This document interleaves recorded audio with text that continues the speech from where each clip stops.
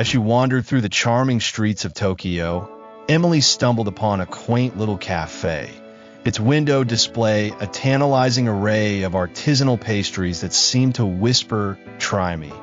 And what if she took a chance, stepped inside, and overheard a conversation between a young Japanese woman, Yui, and a bewildered foreign tourist, Alex, who was struggling to order a simple coffee?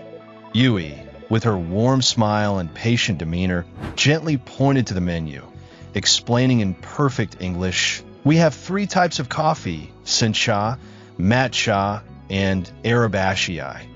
Which one would you like?" Alex hesitated, unsure, and Yui kindly offered, "Let me explain.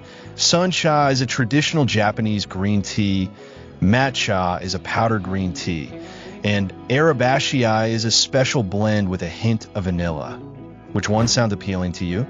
As Emily listened in, she noticed the subtle nuances in Yui's tone, the way she carefully chose her words, and the way Alex's eyes lit up as he finally ordered the arabashi, and Yui beamed with pride, saying, "Excellent choice, Alex, I'll bring it right out."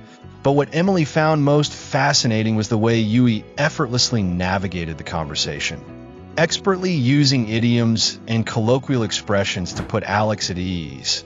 And as she watched, Emily realized that learning English wasn't just about grammar and vocabulary, but about understanding the rhythm and flow of the language, the way it's used to connect with people, and the way it can bridge cultural gaps. As she continued to eavesdrop, Emily noticed Yui's use of fillers and how Alex began to pick up on them, and she thought to herself, "Aha, this is where the magic happens, where language becomes a tool for connection, not just a means of communication."